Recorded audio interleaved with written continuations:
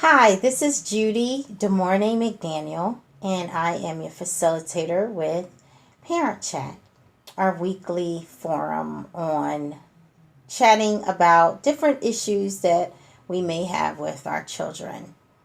Tonight's topic is Yes, Your Teen is Crazy. Now, I know the topic sounds hilarious to you, but at the end of the day, let's be honest. How many of you have teenagers who are really driving you crazy right now? Raise your hand. Comment below. Good. How many of you have teenagers that you work with and they just are in their own world? They're not listening to you. Everything that you say, it comes with an attitude. They may talk back to you. Raise your hand. How many of you have raised teenagers and during that period it was a very challenging time? Raise your hand. So at the end of the day, it's fair to say that your teen is crazy. And they're crazy because in your mind, they're not operating the way in which you are doing things, the way that you want them to do things, and they want to do things their way. And the truth of the matter is, they do these things because that is actually how they operate, that is how they think. And so, some of the things that you are going through right now, some of you who have already gone through that period, everybody has a turn. And it just so happens that I know, for one, as a parent, it's my turn. I have a 15-year-old, and she's a wonderful child, but at times it can be very challenging. And I'm sure that with you all, you're probably saying the same thing. For 22 years of my life and my background, for those of you who may not know, I actually started a teen program called Teenagers in Charge. Now, I was not a parent at the time in which I started the program. And what I can say is that the relationship that I had with them was definitely different from the relationship that they had with their parents. And during that time and during that period, even up to this point, I really took the time to analyze teens and really wanted to get to know them, really wanted to get to know how they think, why they think the way that they think, why they are feeling the way that they're feeling, just to really bridge the gap and find out a little bit more about what I can do to communicate with them better. Because at the end of the day, one of the things that I learned was that if I knew how to communicate with these teens, then our relationship would be better, right? If I'm in a position where I'm able to listen to them, our relationship would be better. And so one of the number one thing or concern that the teenagers talked about that was a problem in their household was that their parents don't listen. And so when I got a chance to meet some of the parents, I will say that they were actually fair in what they said. But on the flip side, the child wasn't listening either. So now you have two people who are not really listening to each other, who are just not having a good time. They're not having a really good relationship. But yet and still, you're the parent, they're the teen, and you have to pretty much live with each other. So over a period of time, I really analyzed and took the time to say, you know what are some ways in which there can be a happy medium? Because as a parent, certainly you want to be able to be in a position where you are actually communicating with them so that they can hear what you're saying. They're listening to what you're saying, but then they're hearing what you're saying as well. So before I can share with you the actual solution to this issue that you may have with your kid not listening. They're a teenager, they're in their own world. I wanted to share with you some information that I had gotten from Psychology Today in terms of what are some ways in which you can communicate with your child and your child can communicate with you so that everybody is on the same page. So one of the first thing that this article that I had read, and I will share the link below, there are 10 different things that you can do. They sound simple. Perhaps you may have done them already. But one of the things that I will say is that we have to be patient. It's a process. It's not going to happen overnight. They're in their own world. You're in your own world. And so at the end of the day, we want to make sure, though, that everybody is on the same page. So that's why I'm sharing some of these suggestions with you. And I do have a solution, which I will share after I share the 10 things that you need to know.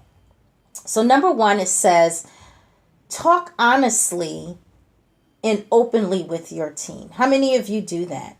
How many of you feel comfortable talking to your teenager about any and every subject? If that is an uncomfortable situation for you, I'm going to say, get comfortable being uncomfortable, because the more you are able to open up with your teen and share information with them, the more they will be open to sharing information with you. So you have to keep an open mind that, you know what, it may not be something that I'm ready to hear or want to hear for that matter. But as a parent, once you become open to hearing what they have to say, that will allow them to engage with you in conversation. Number two, let them know you are human. Guess what? There are some days I don't feel like being a mom. I don't feel like being a wife. And I'll just say that, listen, right now, this is not the time. I'm not really having a good day. Let me get myself together and then we can have a conversation. It's nothing wrong with being honest. And for that matter, you're letting them know that you're only human. Especially if they've been in school all day, you've been at work all day. Guess what? We both have to decompress some kind of way. And then you will be able to have a conversation once the both of you have been able to decompress. Again, you're only human, and they need to know that. Be honest with them as it pertains to that. Number three, engage in some fun activities. Listen, I will get on Snapchat, Instagram in a minute, show my teen that, I'm savvy. I can, go into being a teenager like her. I used to be a teenager. Let's play double dutch. Let's play jacks. Let's play basketball. Show me what you're doing in soccer. I mean, whatever your definition of fun is, do it. Find out what your kid like and try to be engaging so that you can get involved in whatever they're involved with. Whatever their fun activities are, find out what they are and allow yourself to participate in their activities, because that makes it fun. And then do some family activities. There are some people, they do family activities every weekend. So that may be you. Go for it. Teens want to see that. They want to be able to see, you know what, my mom is cool. My dad is cool. You know what, I don't mind hanging out with them. I'm not saying you want to be smothered with all of that, but you definitely want to make sure that you have the opportunity to engage in some fun activities. Number four, be a parent and not a friend. They need to understand where their boundaries are. You are not their girlfriend. You're not their boyfriend. You are the parent. You are the CEO of your household. So they definitely need to know that you are the parent. And once you establish that that's a parent-child relationship, the relationship is also going to change. Number five, talk to them as if you are listening, not all knowing, right? Of course, teens, they think they know everything. And of course, we're the parent. Of course, we know mostly everything. But at the end of the day, fall back. Just take a chill pill and, just say, oh, really? Oh, okay. Oh, I didn't know that. Of course you knew that. But again, let them have a conversation with you because they want to act like they know everything anyway. So just let them have their way for that moment in time during that conversation. You get me? Number 6, let them know that you still care about them. Listen, I have a teenager. I drive her to school in the morning. And guess what? I want a hug and a kiss. I want her to know that I really care about her. So I make sure that we establish that relationship and that comfort level so that she is aware that I am a parent who is a loving parent and I care. And you can do the same thing. Show them responsibilities. Guess what? If you live in my house, you have to do some chores. So there's responsibilities that come in living in a house, especially if you're not paying any bills. They need to be responsible. So teach them how to be responsible. Have a conversation with them about being responsible, especially if they are teenagers. You want them to be able to understand that it's a responsibility being a teenager, and then they need to be held accountable. Let them fall and pick them up. We can't be there all the time. We can't be a helicopter mom like my friend Karen Henderson would say. You want to be a parent, and you want to be a parent from afar. And so there are times where they're going to fall, and you just need to be able to pick them up. And it's okay. They're going to get bruised. It may be a Band-Aid. It may be a cast. But guess what? At the end of the day, they're going to heal. So allow them to fall, and knowing that you will be there for them. Lead by example. As parents, we model and teach behavior. They are going to mirror what they see, the things that we do. And so as parents, we have to lead by example. We have to show them how we're going to communicate with other people when we're in distress, when there are challenges, when there are celebrations. How do you act? How do you want them to mirror that behavior? Whatever you mirror to them, that's what they're going to mirror back. Not necessarily with you, but definitely with their peers, with adults, other adults that they interact with. So just lead by example. I think that's extremely important. And then the last thing is ask for help when you need it. Again, teens need to know that they have a comfort level in coming to you in the event that they need help. They want to know that you're going to be there for them. They're so used to disappointments. And that is one of the main reasons why they act the way that they act, because they have dealt with abandonment issues. They deal with social and emotional issues. They deal with mental health issues. I mean, it's just so much going on with peer pressure, social media. We want to make sure that at the end of the day, we do what we can so that they know that if they can come to you for help, you want to be able to be there for them. Okay, so having said all of that, how do you control a crazy teenager? You say it, mean it, and do it as a parent. You are the CEO of your household. You are the parent. They are the child.